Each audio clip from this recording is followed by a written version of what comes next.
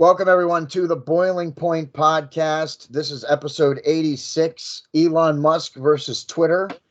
And I am joined by Matt from the Patriot Edda and from America's Tribune.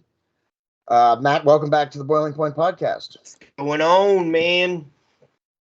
You can follow the Patriot Edda on Facebook, facebook.com/Patriot Edda, all lowercase. And, of course, you can go to America's Tribune, which he is also I don't know, what's your title over there? Do you have a title? I'm the man. He's the man over there at America's Tribune. No, I'm a writer. I'm a writer, editor, contributor, and the main guys that looks for people to contribute to the page. Yeah, it's a new page. It's a new thing. It's just starting, so make sure you go over there and check it out. I am also a writer for the Patriot Edda. I just started, so make sure you go over there. They got some good writers. There's going to be good variety, and they all seem very smart. So go and check out the Patriot Edda. Oh, that's Patriot Edda and America's Tribune. That's what we're talking about. America's Tribune is the one that I'm a writer for, but the Patriot Edda is your own thing. That's your own page. Yes. America's Tribune is more of a collaboration, the start of like a news network almost, kind of. And of course, Marcus Frederiksen played us in, and he will play us out. Make sure you go check out his channel on reverbnation.com/Marcus Frederiksen. Give his music a listen and a share also. So we're going to talk about Elon Musk and Twitter on this episode. If you have been not watching the news or seeing anything, Elon Musk purchased a huge portion of Twitter. He owns 9.4% of Twitter now, and you might think, well, that's not very much. 9.4% makes him the largest single shareholder in the company. So he is the single largest individual shareholder in the company. His 9.4% puts him just under the 10% mark, which is when you own 10%, then they're considered an active or activist shareholder. So he's just under that 10%. What are your thoughts on that? I don't know. I guess that context. You got to bear with me tonight because I'm still trying to recover from being sick. I still get hot flashes and stuff. Oh yeah, it's all good. Yes, and I appreciate that you were so willing to come on. But what do you think about? Elon Musk. He bought this much. He clearly wants to change some of the ways that Twitter handles themselves. He wants to have input. He wants to change some things. He wants to make it a better company. I think he's been planning to do this for a while. You know, the guy didn't get rich by being stupid. No, he definitely So, if you ever pay attention to things that Elon Musk does, everything he does is methodical. Like, he's always 2-3 steps ahead, you know? In terms of him purchasing close to 10% of the company, I think that's a statement. I think he designed that for exactly what we see now. And I think he made the offer to purchase the shares. What was his offer? It was like $56, I think, a share. Yeah, it was 50. Yes, he did offer to purchase out all of Twitter and make it a private company. And he offered. He offered the shareholders $56 a share. Now, because I do trade stocks, so I've been tracking the stock price since this has all been happening, and I own one share of Twitter. Because if Elon Musk actually wins this, I believe the price will jump pretty heavy, as it did when he first did it. When he first did it, it jumped like 35%, I believe it was, right after he purchased. When he first purchased his shares, I think they were like $35 a share. And I don't have notes written down tonight. Like I said, I'm doing this on the way. I think it was like $35 a share, and then after he purchased his shares, they went up substantially to like 40 something. I think it was about $46 a share is what it jumped to, and then it got as high as just over $50, and then it went back down because people got on board. They wanted to make their quick buck. Then they got out when the price started to level out, which dropped it back down a little bit. So it's just under $50, I believe. It's trading at about 47, 48 some dollars right now. If I'm not mistaken, or at least that's where it closed today. He offered $56 a share. And now the board refused it. Twitter board did refuse it. And well, a lot of people, they didn't necessarily refuse it. They poison pilled him. And well, can you explain what that is? All right. So basically what a poison pill is, if you have what's considered a hostile takeover, and I don't understand why this is legal to begin with, but basically what they do is once Elon Musk purchases a certain percentage of the shares, and I don't know what they have it set at. I think it's 15%, or it's between 10 and 15%. Once one shareholder purchases above a certain amount, what they do is they take the other shares and they offer them to other shareholders at a discounted price. Not Elon Musk, but other shareholders at a discounted price, so that it will prevent him dilutes him. Yeah, it dilutes the shares, exactly. Now, I've never understood how that's technically legal, because if you're offering shares to every other shareholder except one individual, it seems kind of biased to me. Yes, it certainly does. And now they offered him a board seat, but that came with a limit. They wanted to limit how much of Twitter he was going to purchase, and they wanted to limit him that he couldn't own more than 14.9% until his board term was over, because that's how. I don't think he ever intended to sit on that board. I think if they wouldn't have made that demand, I think he would have taken it. I don't think his whole plan. See, I'm going to disagree with you on this, because hear me on this. It falls into the whole fiduciary responsibilities of the company. Like I said, Elon Musk knows exactly what he's doing. He never planned on sitting on that board. Now, if a company goes and they violate their fiduciary responsibilities, the shareholders themselves can sue the company. And hear me out on this. This is why I'm telling you he designed this. He set that up. Let me just explain to everybody what a fiduciary responsibility is. And that's the people that sit on the board of a company, and if they don't do what's in the best interest of the company, then the shareholders, as long as it's a public company, the shareholders can then sue the board, because they're not making decisions based on the best interest of the company. That's what a fiduciary responsibility is, and that's what the board members or a majority owner of a company have once a company becomes public to everybody else. Right. They have, anybody. As soon as you start awarding shares, as soon as other people start owning a portion of your country, or a company, then you have a responsibility to them to make the business as successful as possible.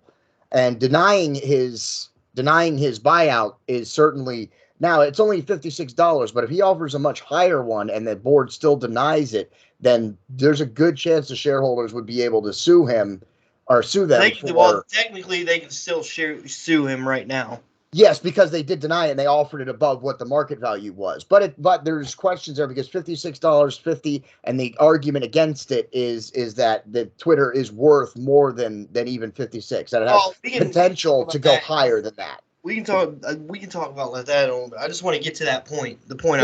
Go ahead. I just wanted to explain the fiduciary. So basically, as I was saying, he designed this. You gotta remember that this guy is highly intelligent. He's not the world's richest man from being stupid, okay? He specifically offered this because he wants to buy Twitter. He absolutely does. But he knew when he made this offer, he knew he was going to make this offer before he even made this offer.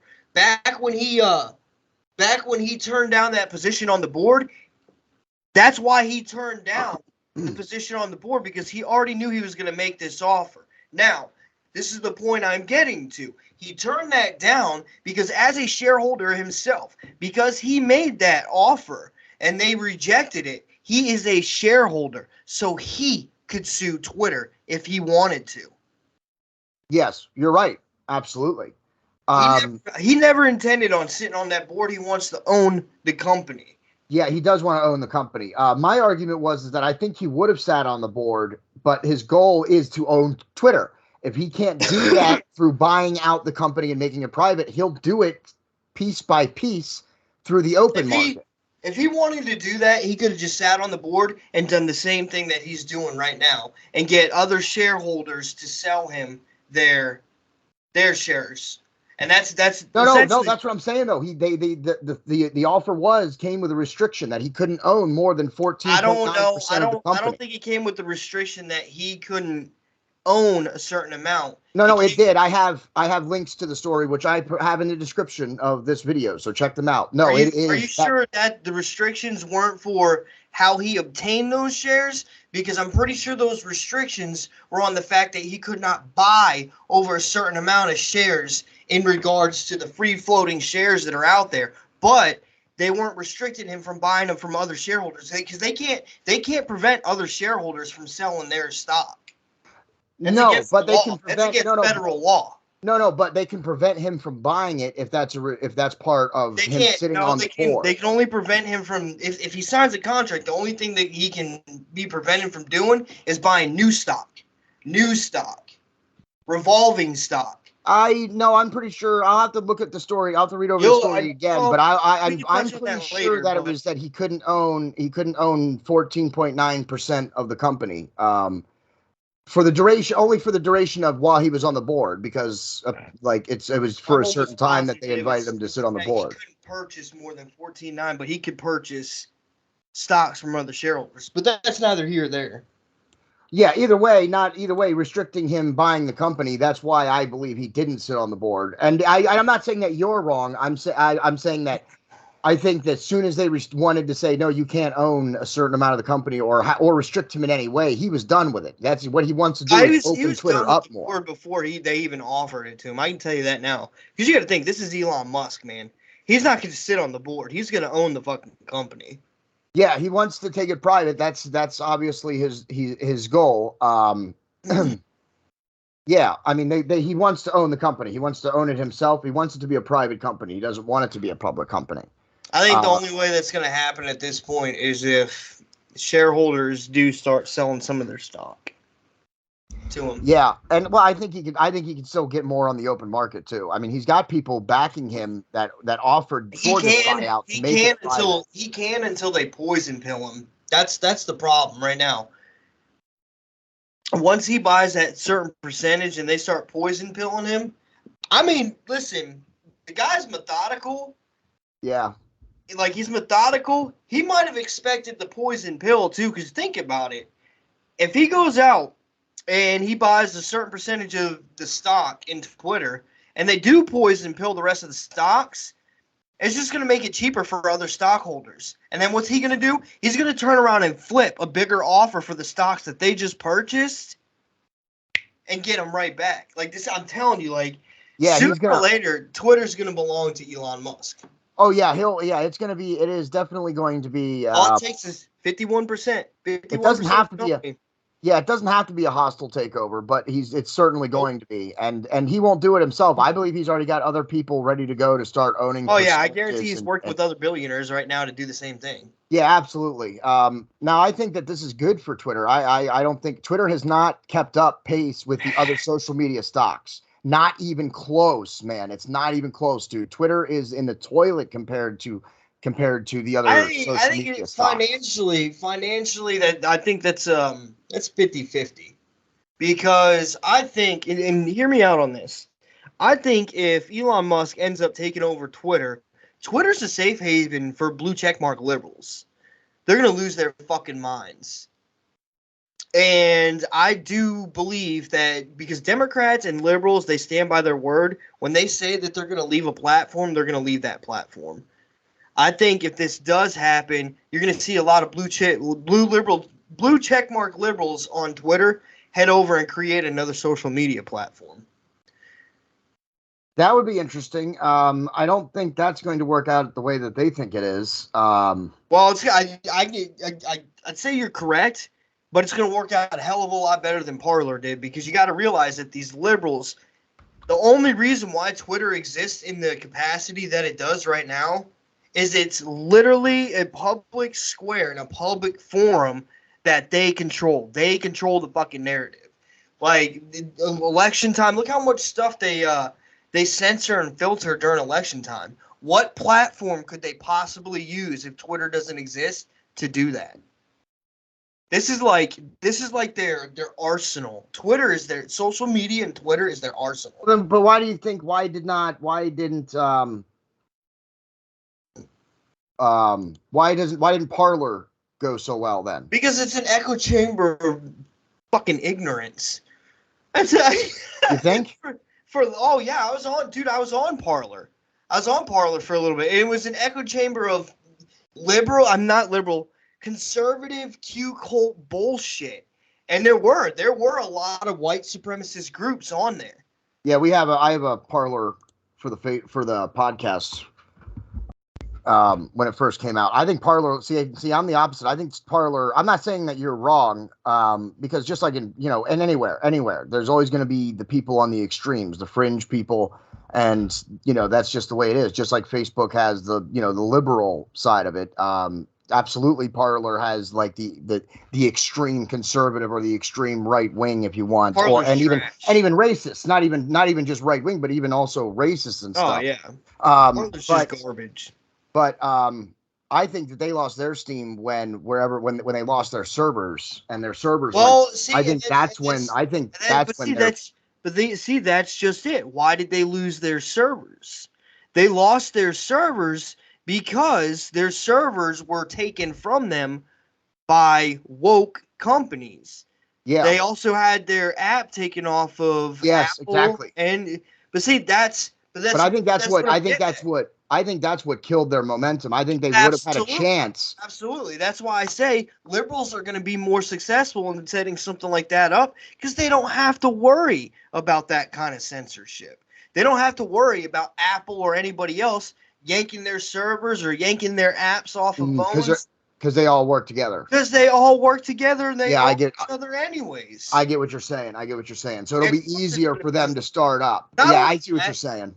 Not only that, but the realistic truth is conservatives suck at everything they fucking do. When it comes to when it comes to organization, marching in the streets, putting together rallies, putting together another platform that's successful. Conservatives suck at it because everybody just runs around beating their own chest and nobody gets anything done. Liberals are very good at what they do.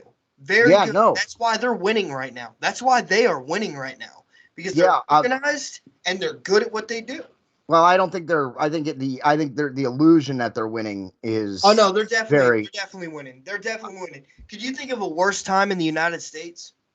No, but I'm saying coming up here in the midterms, we're going to see something. I don't think the midterms are going to be as as everybody thinks. You don't think so? They're going to rig it again. They're going to rig it again. Oh yeah, well, I mean, you can't. I mean, if you're talking about that, then that's a whole different conversation. I'm saying if it's straight up and people are allowed to vote. The last election wasn't straight up. The election before that wasn't straight up. What is a straight up election anymore? Yeah, I don't know, but we should not get into that in this episode.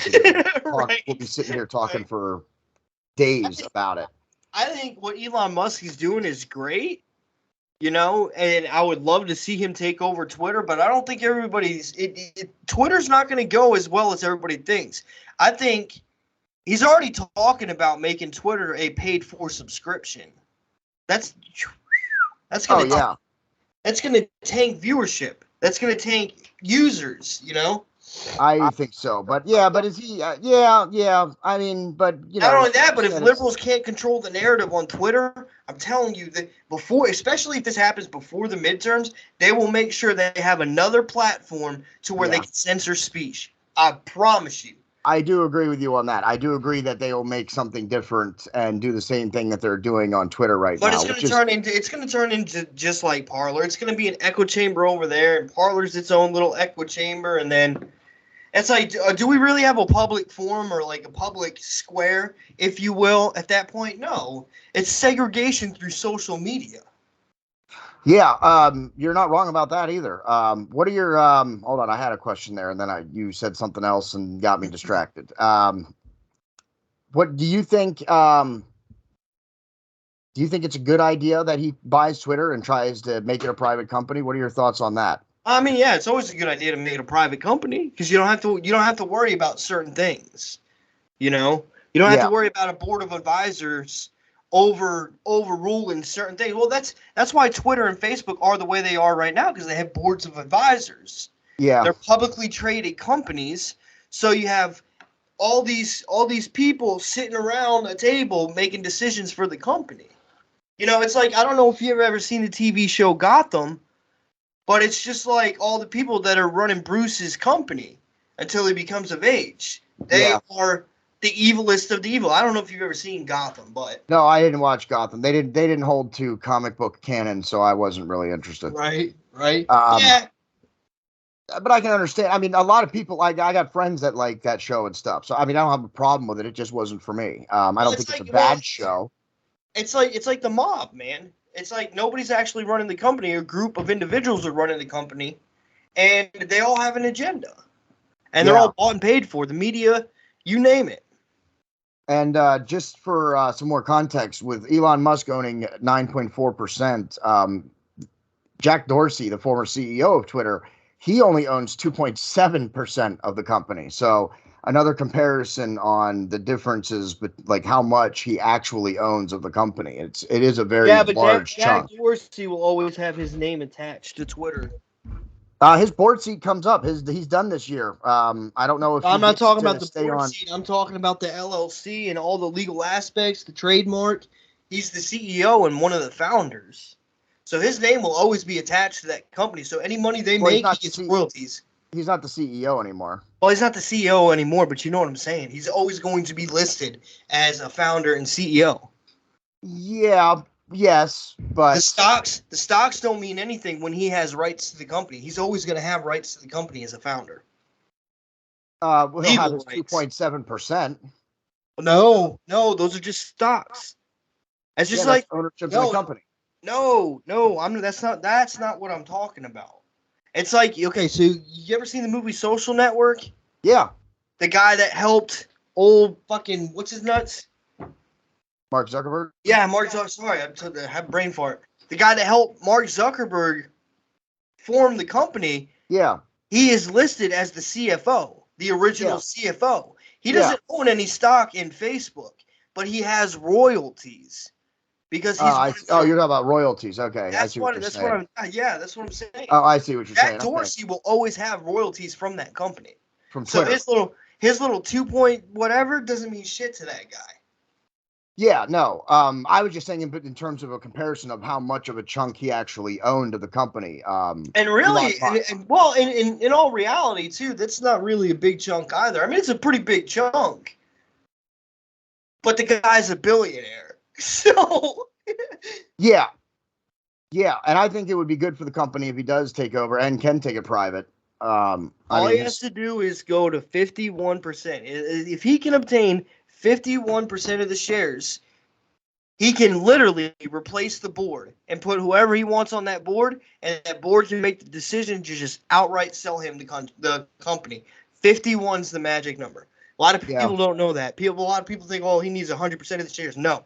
All he needs is 51% of the company, and it's his. Yeah, because then his vote, he owns 51% of the vote. So if he decides that he's, that Twitter is going to accept the buyout from him, then he can do it. Well, not only that can be like I said, he can just flat out get rid of the board of advisors and boop, see you later.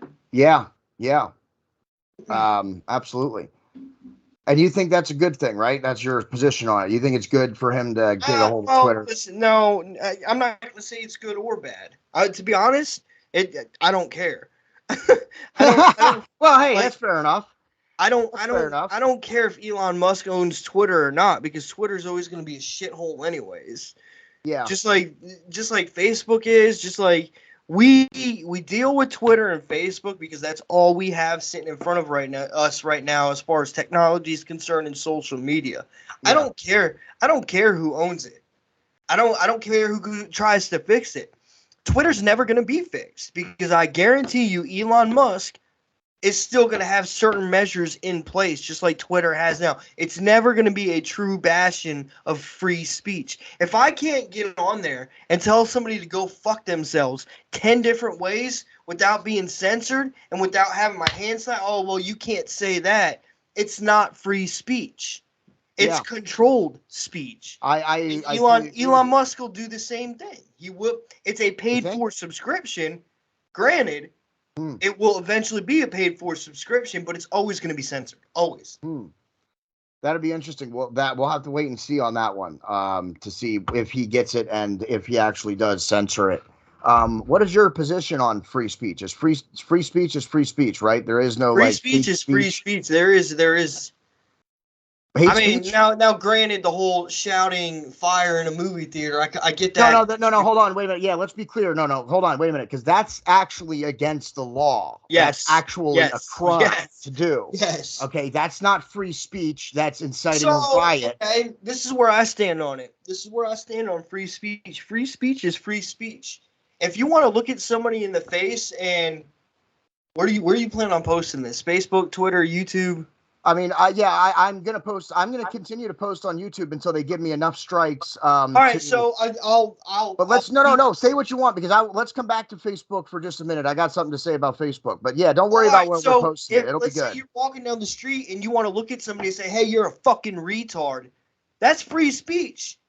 Or if you want to use the N-word, if you want to go up to somebody and just flat out call them beep to their face, that is free speech. Yeah. Now, if you get knocked in your fucking jaw in the process, congratulations. How's that free speech taste? Yeah, Free speech is free speech. I can tell you the most vile shit in the world. You can call it bullying. You can call it whatever you want, but it's free speech. Free speech was set up. The First Amendment of the United States was set up to where the government could not restrict you with laws from saying what you wanted to say. Now, if you want to punch that motherfucker in the face for saying some dumb shit, you're going to have to deal with the ramifications of the legal system under Article 3. But the government has no authority. Nobody has any authority over you to say whatever the fuck you want. Yes, I would fully agree with that. I am on the same position. Now, granted, that does come with ramifications. Like, yes, because you have to deal with it. And your views have ramifications. If you do certain things and you say certain things, you better expect the negative side effects. But you shouldn't be prevented from saying those things. Yes, absolutely. Free speech. You don't have to agree with it for it to be free speech. Exactly. You don't have to like it. You do not have to like it. As a matter of fact, I don't give a fuck if anybody likes anything I have to say. I'm going to say it. And that's the way our founders intended it. Yes. And that's why I brought you on, because I knew that you would be one of those people who will say whatever they want to say, just like I try to do also on this podcast. It's about free speech. It's about raising the level of debate here. Now, I want to jump back to YouTube for just a second, because I agree with everything you're saying on free speech. But we got the Boiling Point podcast, everybody, got their first YouTube strike. Can you believe that? We got our first YouTube strike. It was shoot, I didn't write that down. I didn't write down what episode number it was. But I did share it on our social media on Facebook and stuff. So look for that post. I'll share it again. The episode on Rumble that got me a strike on YouTube. So we got our first YouTube strike, and we'll see how many more we get as I continue to upload more and more of our episodes to YouTube. But yeah, can you believe that? We got it was about COVID. It was the one with Pastor Gavin. He had COVID. I invited him on to talk about it. We talked about him having COVID. I posted it on YouTube, and as soon as it was fully uploaded, it came right back and it said, "Hey, you got a strike. You can't post this." That's sad that they're still doing that. And we didn't we were talking about what he experienced. So sad. Like, dude, listen, I told you, we've talked the last 2 weeks. I've been out of it. I haven't been posting much. Have not done a podcast. I just have not felt good. I've had my kid. I'm just real busy. But I told you I tested positive for the old manipulation flu. That's what we'll call it. We'll get rid of keywords. We'll call it the beep bop. Yeah. But I tested positive for the beep bop, and it was not as bad as everybody says it is. But like you said, if I got it on like I'm doing now and I started talking about it, no, you're not allowed to. Unless you tell everybody, "Oh my God, I feel like I was dying. Get the vaccine." Yep. Get the vaccine. Unless that's the exact conversation that you have regarding it, they're gonna cut you off every time. They're gonna give you a strike every single time. So to that, YouTube can go fuck itself. Yep. Yes, I agree. And I'm gonna put my YouTube Rumble transition back in because some stuff will probably keep on Rumble, and then YouTube will just be, to be honest, more man, minor when they give you a strike, you should have just emailed them a picture of your balls. I'm just saying, man, because. Or like a pixelated middle finger. Like, dude, I have a filter at a certain point, but certain things piss me off to no end, to where I'll pick a fight every time with people. And part of that is constitutional rights, free speech, and doing shit like that. Yeah. I agree with you on free speech. I don't believe in hate speech. I mean, you may not like it, but free speech is free speech. And you better it's disinformation. Who the fuck made them the bastions of knowledge? Yeah, absolutely. And that's why I think that Elon Musk owning Twitter would be good. And I think you're right. I think the liberals would start another social media, or like another Twitter thing, but I don't know. I do agree that most of them would go there, but how many is that actually going to be? Like where are their numbers at right now? Listen, you underestimate the power of liberals. No, I'm not underestimating anything. I'm just wondering how many there are. That's because if you look in the mainstream media, they're everywhere. They're the majority, but it's missing context, you know. Well, what's the word? Incomplete data. What's the word that I want to use? What's a fancy word for incomplete data? Conjecture. I'm not sure. What? Conjecture. If you made those numbers, it would be based on conjecture, because you cannot predict how it's going to happen. But what you can predict is if you had people like Alyssa Milano, Nancy Pelosi, AOC, Danielle Walker, all these major liberals, if they get on Twitter and they say, hey, we're doing a mass exodus to this app, I guarantee it will be by the millions, because liberals are better at it than conservatives.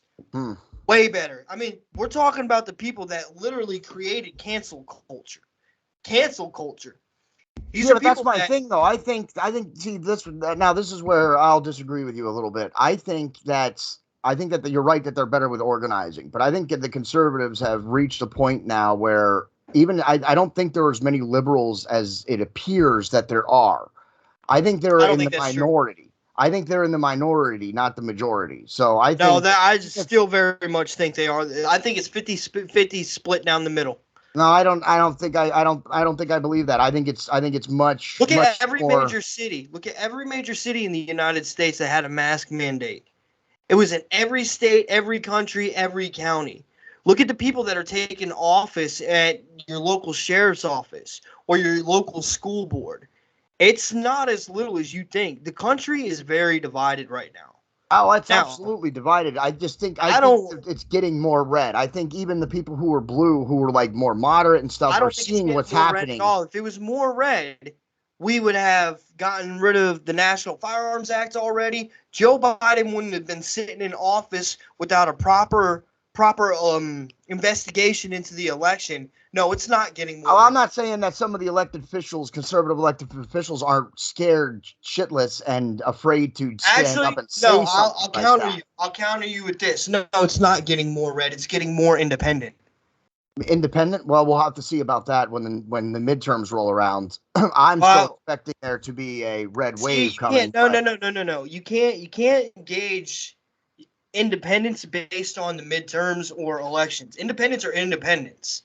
I can promise you right now, I know independents that are flat out refusing to vote Democrat. Just because they vote for Republican doesn't mean that they're Republican or that Republicans are winning. I don't care if they. That's what I'm saying, though. I don't. Right now, at least, just right now, because certainly both sides have been out of touch with everything at one point or another. But right now, I think the Republicans are more in the center and more protecting of people than the liberals are. And that's why I think we're going to see a wave. I'm not saying that. I'm not saying there's a huge convergence to Republicans. I wouldn't say they're more centered. They're more centered on their own bullshit ideologies. But I'm saying that's why I think the red wave is going to be. I think you're going to see a lot of people who say that they're independent voting Republican in this. Not saying that they're converting to the Republican Party. Well, that's the definition of independent. You either vote, you can vote. Oh, I just lost you. Hold on, I'm losing you. Hold on, I'm losing you for a minute. We're having a little lag. All right, go ahead. I think we got you back now. Sorry, we missed that last part though. I didn't. That's the exact definition of what an independent is, though. They can vote Democrat or Republican. Yes, and I agree with you. And I'm not saying that all these people are converted to being Republican. I'm saying, but right now the Democrats are way over there, and the Republicans are actually in line with what the majority of people want.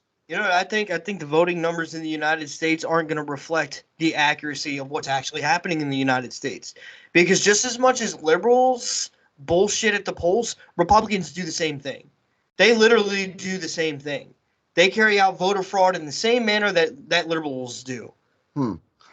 I think voting nowadays, it doesn't matter. It's going to be whatever side of the pendulum the powers that be want it to be.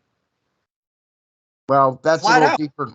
Yeah. I don't have anything on that, certainly. I would hope that's not the case. That's my hope, is that that's not the case. That's why I continue to vote whenever there's an election coming up. Think of it. Well, think about it in this. Doesn't matter who's in office, Republican or Democrat. Can you think of a single thing that has improved in the United States? Since when? Since forever. Yeah, things were going pretty. Trump did a lot of good things for this country. Yeah, he did. Not everything. He wasn't the perfect president, but he did a lot of things that were good for this company. What did he do that was good? What did he do that was good? Well, he's got it, and one of the things he was trying to do there towards the end was get the people, the fellow people in the UN to pay their own, and NATO to pay their own share. Yeah, but that was never accomplished. That was never accomplished. So that's not something good that he did. What did he do? He did try. That's what I'm saying. He did try. He also something that he actually did. He also brokered some peaceful things in the Middle East as well. And Obama started that as well. The markets were amazing. He did a lot of good things for trade. Stock markets were only amazing because the Fed was injecting fiat money into it.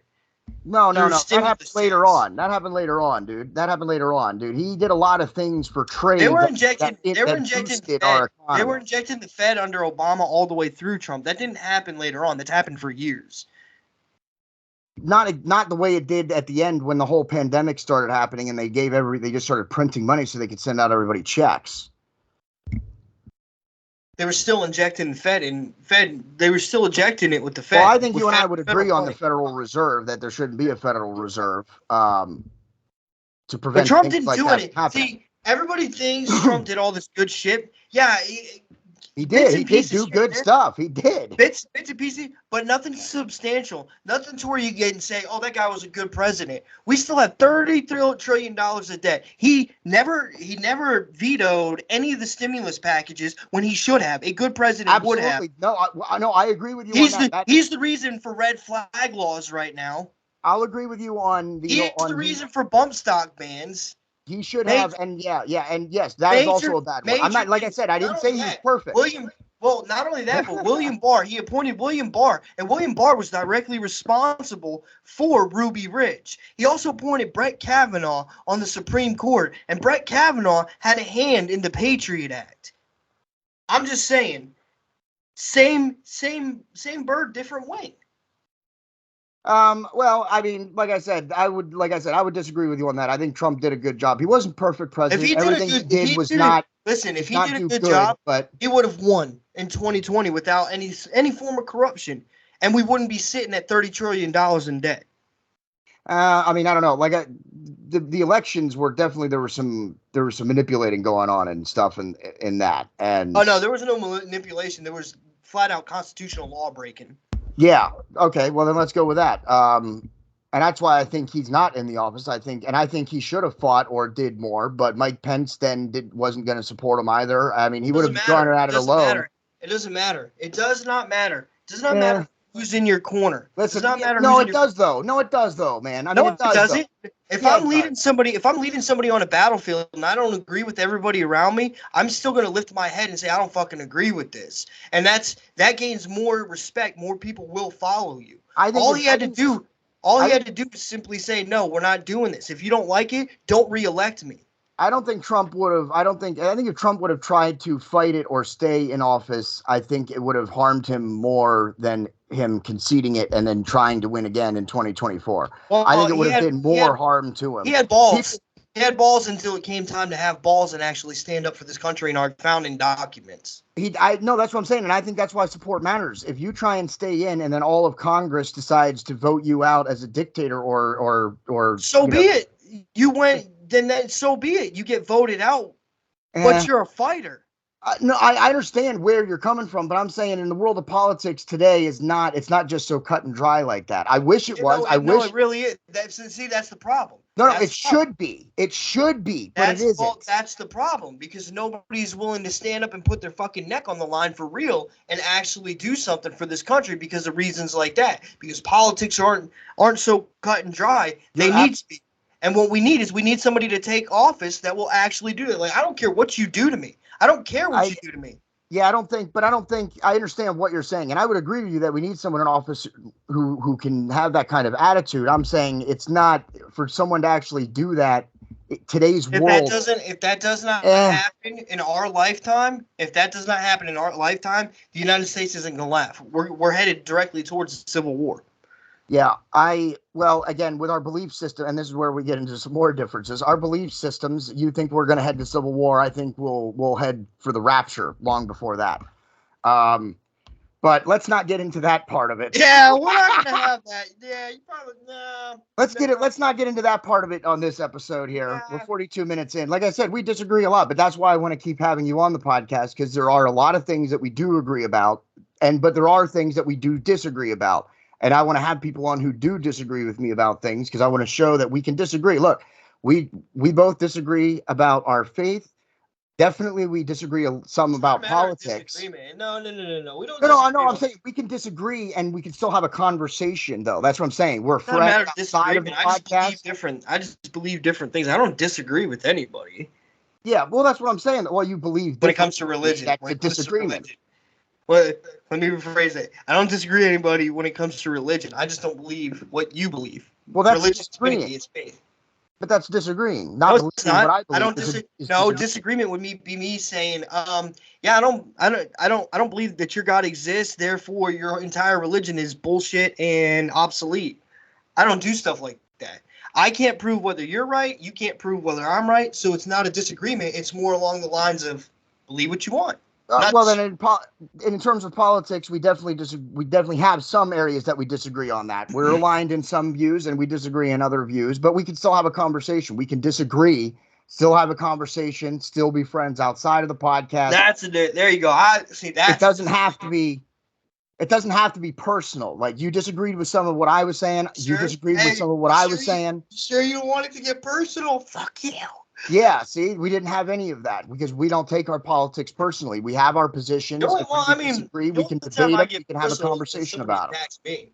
Like, if you attack me, I'm gonna let you fucking have it, dude. Like, but see, attacking doesn't get anywhere. I'll wipe my dick across your face, like. But attacking doesn't get anywhere. It's better for us to be able to have a conversation about it, disagree, try and find some common grounds, and then, you know what I mean. That's how you have a conversation with somebody, right? And that's one of the reasons I definitely started this podcast, to show that I can disagree, that people can disagree, and it doesn't have to get personal. It doesn't have to. We're not here attacking each other. We disagree on some things, and that's the way it is. That's what this country is about: disagreement, conversation, finding middle ground, compromising when it comes to law and policy. That's what it's about. Punching your buddy in the fucking face. Yeah. See, no need to punch your buddy in the face. I'll be honest, man. When it comes to this whole Twitter thing, just getting back on topic because we kind of went on a tangent there. But, we're wrapping up anyway in a minute. So with this whole Twitter thing, man, everybody's expecting some drastic, magical shit to happen overnight. It's not. You're looking at months in the making. I believe so too. It's just my prediction. It's just my prediction. This is really gonna hit right before midterms. I would agree with that. It's going to hit right before midterms. Guaranteed. Because, I mean, look at it. BLM's already coming out of the woodworks. It's the midterms. They're coming out of the woodworks. Antifa's coming out of the woodworks. Get ready for a wild summer. Get ready for a wild summer because midterms are right around the corner. I'm telling you, it happens every election year. BLM has been absent for years. Since for 2 years. Since every time I see them in the headline, it's always about their founders buying unbelievable houses. Patrice Colors, all of them. Fuck them. Fuck them. But it's been 2 years, and they're coming out of the woodworks. And so look for the Twitter stuff to just steadily progress over the summer. You're going to see more shootings that are going to be reported on, and it's going to be minority shootings. You're going to see more police brutality videos. It's coming, and Twitter's going to be a part of that. Yeah, absolutely. I would agree. This Twitter fiasco is going to be a part of it. I do think that we're going to see a red wave in the midterms. I expect that the Republicans will pick up a few houses. I don't know if they'll gain majority control, but they'll pick up some. I wouldn't say, and they're not going to win across the board. It's not going to be a red wave. It's going to be like a red sprinkle. I think they're going to pick up. I think they're going to pick up seats, but I don't think it's going to be as drastic as everybody thinks. Because everybody thought that there was going to be a blue wave too, or they thought that. Actually, everybody thought there was going to be a blue or a red wave this last election, and we got hit with a curveball. We're going to get hit with another curveball these midterms. Something's going to happen. Whether another January 6th type event, something's going to happen that's going to affect it. I'm telling you. That's my biggest concern is that something like something happens or more cheating is involved or whatever. If that happens, then who knows? But it's not going to be like all these pollsters that are saying it's going to be a big red wave. Like, no, I'm telling you, like, save the video for later. Before midterms, something drastic is going to happen. It's not going to be a red wave. They're not going to allow it to happen. I do agree that there's definitely going to be some stuff happening over the summer and stuff, and the liberal left side groups are going to get ramped up. So will the right side groups as well. And I do imagine there'll be fireworks this summer and going into the fall and the election season, certainly. My hope. I wish somebody would just invent a lightsaber already. So my hope at least is let's do an episode on that sometime. My hope in that is that enough people show up to the polls, enough people still have their right heads together, and we vote in some people who are going to look out for our interests. I'm done. I mean, I get what you're saying, but I'm done having that type of hope because I'm done having that type of hope. Well, every election we say the same thing. I hope more people get out and vote, and then we're kicked in the nuts every time. Every single election. Are you with Matt? Are you running out of hope? Are you out of hope, or are you? Oh no, I got plenty of hope. I got plenty of hope. I'm just waiting for that alarm clock to go off. It's time.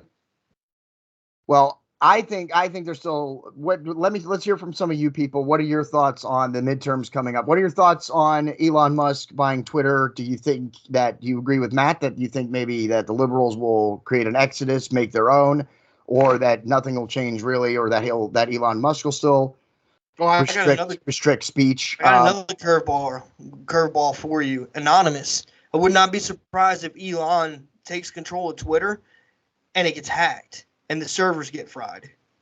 By Anonymous? We'll have to have a conversation. I'm not sure that Anonymous is the group that everybody thinks it is. I know a couple guys that are anonymous. You know a couple guys that are anonymous? Yes. Are they really anonymous, or are they just claiming to be anonymous? No, yes. Because I've met plenty of people who have claimed things that were not true. Oh, no. I know some pretty hardcore hackers, man, and I'm not going to spell names on them. No, of course not. I would never ask that. I would never ask you to do that. But some of them are diehard liberals, man. Look what they did to Facebook. They're the ones. You remember when Facebook went down? When was it? Was it fall time? Yeah, I'm not sure. I can't remember when. I do remember when it happened. But I don't remember. It's because they were hacked. It was because they were hacked. Yeah, and they almost lost all their data. Yeah. We'll have to. Maybe we'll do an episode on Anonymous sometime too. That would be interesting. Well, I'm just throwing that out there. Like, listen. Oh yeah, there's groups, there's things. It's not gonna be as smooth as everybody thinks. It's just gonna be one way or another. This false dichotomy bullshit. Well, I don't know about that either, but I do believe that we're going to see more Republicans win seats over Democrats, or Republicans retaining their seats over Democrats. There's going to be a net. Democrats say the same thing. We're going to retain the House. We're going to retain. Everybody says that. Are you conservative or are you libertarian? What are you? I call myself, for the most part, a conservative, but you could probably call me a more of a libertarian, or, I guess another name than an actual conservative or Republican. Like, I just call myself that because that's what everybody knows, and that's the closest. Republicans are closer to my viewpoint than the Democrats are. That's probably the biggest part where we defer. It was a trick question, man. It was I don't care what your political ideology is. I don't believe. Well, that's what I'm saying, though. I don't like labels. I don't like. That's exactly. Labels. That's what I'm saying. Though. I don't like libertarians. I don't like conservatives. I don't like liberals. I don't fucking like anybody. I can understand that, and like I said, the reason to politics, because we have a constitution. I wish more people would answer those types of questions. Without a constitutionalist. That's what I was going to actually say to you. Exactly. I wish more people would say, I'm a constitutionalist. I'm nothing. I'm a United States citizen. That's it. I have no political affiliation. I believe in the United States Constitution, and I believe in natural rights. I wish more people would answer those types of questions like that. Well, I'm registered as a Republican also, but that was only because so I could vote in the Republican primaries. As a fucking meat wagon, I would. Well, I wanted to be able to vote in the primaries, and believe it or not, in the Republic, in the Democratic primary, you can only be a Democrat to vote in the Democratic primary. I know. But in the Republican primary, did you know that at least Republicans allow independents to vote in a Republican primary? Yeah. So just throwing that out there. Last point, as we come to a close, make sure you check out Matt's page, The Patriot Edda, facebook.com/The Patriot Edda, all in lowercase. Make sure you check him out there. Give him a follow, give him a like. Also check out America's Tribune. That's americastribune.com. Check that out. It's a new news organization. They're not, again, with labels, they're not labeled as necessarily anything. They offer a lot of great writers. They have a lot of new, good writers. And I enjoyed, I'm also a writer there, and I enjoy some of their writers. I enjoy reading over some of their stories that they post, especially Matt, who's also a heavy poster on there and a heavy contributor. So make sure you check his stories out. I post some pretty controversial stuff. Yep, leave him a comment. I imagine he's like me in that regard. Even if you disagree with us, leave us a comment. We'll talk with you. We'll tell you our point of view. And for the most part, unless you degenerate the conversation, we will stay civil and professional, or at least I will. So leave me a comment as well. Leave us a comment if you like this episode, what you think about Elon Musk and Twitter, the Boiling Point Podcast, Facebook, YouTube, Parler, and Rumble. All you have to do is search the Boiling Point Podcast. You can find us. Marcus Frederiksen is going to play us out. Make sure you go check him out, reverbnation.com/Marcus Frederiksen. And if you're in the Wyoming area, check out an event coming up his sister is throwing in his memory. So check that out if you're in the, I think it's Wyoming area. I hope I have the right thing, Mia. I apologize if I didn't say the right state. So look for it on the page. I've shared the event and all that. And we got more episodes coming up. So look forward. We'll have Pastor Gavin on in the next week or two. And we'll also have another Mayhem Original. We'll be doing another episode on the draft after that happens this next weekend. So look for all that. Lots of episodes coming up. We will definitely have Matt back again. And I'm your host, JD. That's the end.